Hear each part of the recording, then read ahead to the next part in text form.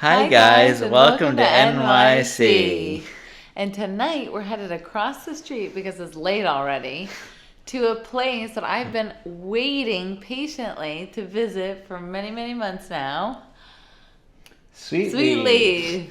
Yeah, this place, well, it's good. It's very convenient. We are heading out a little late, but our journey there is about 30 seconds.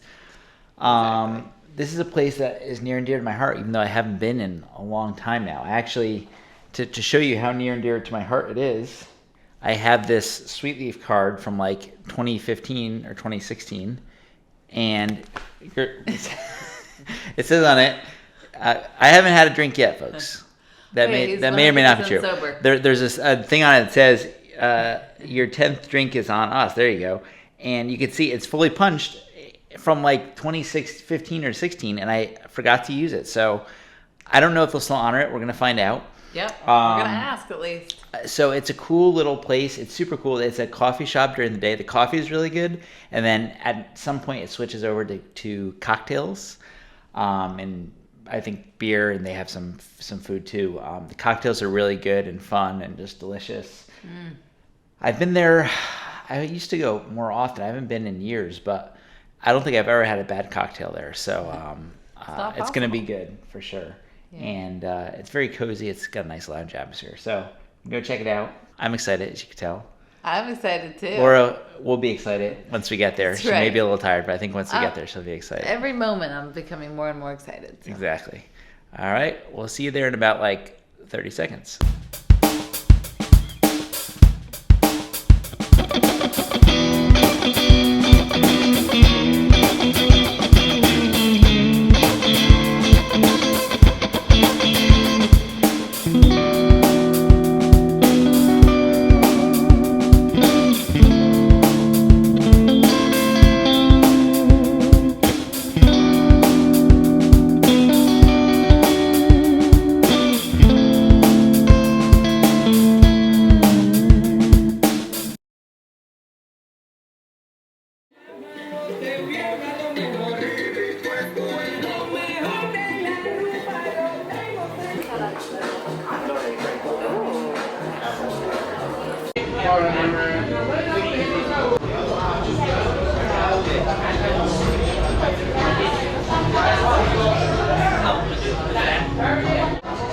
I have the Mango Beachy. That's my first drink anyway, because I plan on getting at least one more.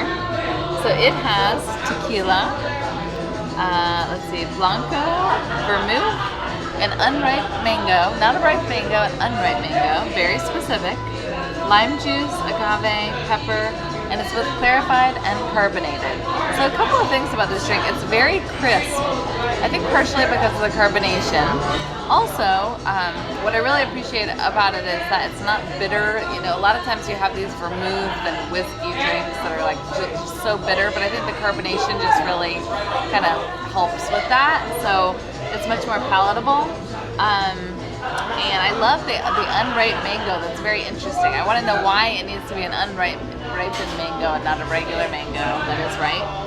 And I do taste the pepper at the very end, so after I sip it, I enjoy. There's a little bit of spice at the end, which is very flavorful and wonderful. So, highly recommend. And look at the glass; it's beautiful too. These are both such awesome drinks. This place, the drinks are always good. They're always different. They cycle them, but they're always good. Always really good, I should say.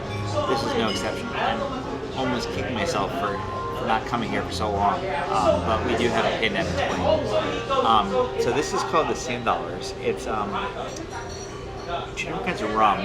One of them is overproof Jamaican rum, which is good. Passion fruit liqueur, acid adjusted orange, and then ginger, honey, and saline solution, which is like a salt solution. Obviously. So this is really good. The bartender / mixologist told us that it's supposed to be kind of like a penicillin if you ever had one of those classic cocktail, but they use rum instead, and they also switch out they put in the passion fruit instead. So it's kind of like a modified, or inspired by that, but modified. And it's just so good. It's got a little ginger here on top. That rum is so good. It's almost like you taste the rum, passion fruit and orange up front, and then you get a little bit of the honey and ginger afterwards, kind of like in the back of your mouth, and a little bit of that saline solution, the saltiness. But it's just like perfectly blended. I can't really. It's one of those things where you can't really pick out the individual flavors. So good. Great sipping drink.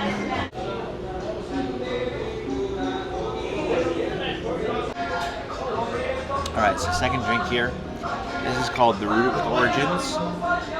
Oh, this is just an incredible drink. I mean, it basically, to me, it's like a milk punch that's alcoholic. It's brandy, Grand Marnier, Benedictine, Cafe Boretti, which I think is like a coffee thing, allspice dram, roasted pineapple, and oat milk.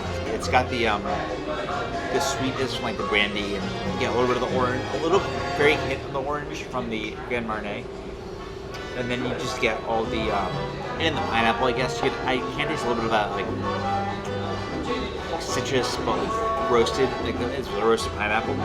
But then it's just like a lot of like delicious coffee and cream and milk and just like, so it's like sweet. It's kind of like a sweet milk with a little bit of citrus, and it's just like, it's so good. Like, I drink a whole gallon of this, a whole carton. You know, just like it's milk, just like, you know.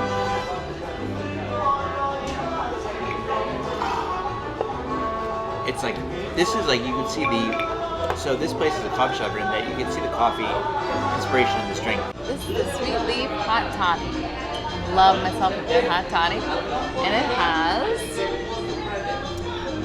scotch, turmeric, ginger tea, which I found out is decaffeinated. Thank God that I can sleep tonight, because any little bit of caffeine and I am gonna be up all night.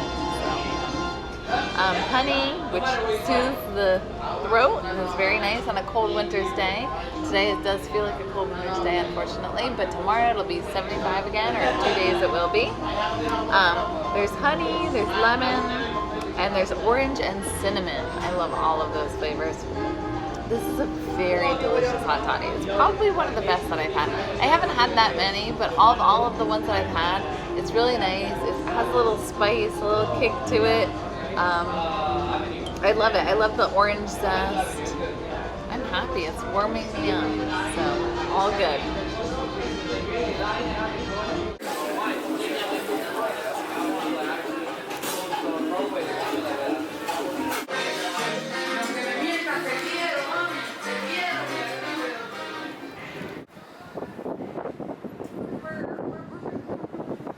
All right, so we are back from Sweetleaf.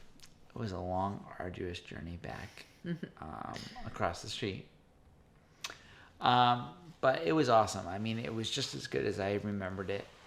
I think sometimes there's this idea that your neighborhood spot can't compete with, like, you know, can't live up to some of the best. But I think that's kind of, can be kind of hogwash, because a lot of times neighborhood spots can be just as good as anything else, especially with the added convenience that you get from, you know, walking across the street and being there, when you don't want to have to take a subway, you know, for 45 minutes or an hour to get there and back.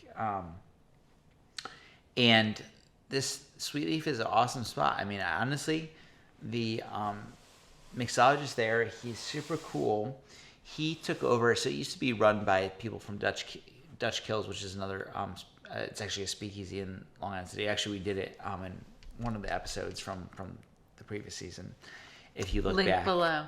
So it used to be the same like group of bartenders from there, or mixologists, back when I used to go to Sweetleaf, like 2014 to 2016 or so. And then at some point they left, and he took over. What was his name? Felipe? Felipe. Yeah, I think so. And he clearly knows his stuff. I mean, these drinks are all very unique. He makes them, a lot of them he comes up with on his own. Like, he'll have an idea for like a flavor or something that, like, he wants it to remind you of. Like the mango drink that you got was supposed to be Oh, yeah. reminiscent of like, what was it? The mango, because a lot of times you see people selling On the mango, Subway, like the actual mango fruit, and then there's paprika, I think. Yeah, usually in mango there. slices like But paprika or yeah, salt. So mine was supposed to taste like that, but then he said that every drink there is like an Asian. There is an Asian influence to every single drink. So in mine there was a spice or a pepper, and then yours was like they go through cycles. They try different. They go through like different kind of variations of the menu. So for this I guess for like more of the summer month, they're doing that where each of the drinks just have Asian influence. Which is cool. Okay. I didn't know that. Yeah. So yeah. The drinks were all really good. The vibe is just cool. I mean, since I was there last, they have these cool neon signs now that say, like coffee by day, cocktails at night. So you got this warm kind of like, when you sit more in the back of the place, you have this warm kind of red glow, and it's just very cozy, honestly. And it is very cozy. It's dark. It has a cool vibe to it, really. And the drinks are awesome. Felipe is just a really nice guy. He gave us a little small cocktail to try at the end, which was awesome. With mezcal, by the way. Mezcal. He was like, "Oh, I don't know if you'll like this, but it has mezcal. It makes eyes lit up." Yeah. Because it's one of your faves. And all the drinks just really good. Yes. They're all like, each one I was like, yes. I had my first sip and I was like, oh, yep, that is a good cocktail. Well balanced, interesting flavors, just really cool place to go. And all that plus it's across the street, which if you got to add some points on for convenience. So we're very happy we went. Yep. We will probably be back at some point because it's, hey, it's right there. Thank you for joining us and have a good night. Good night.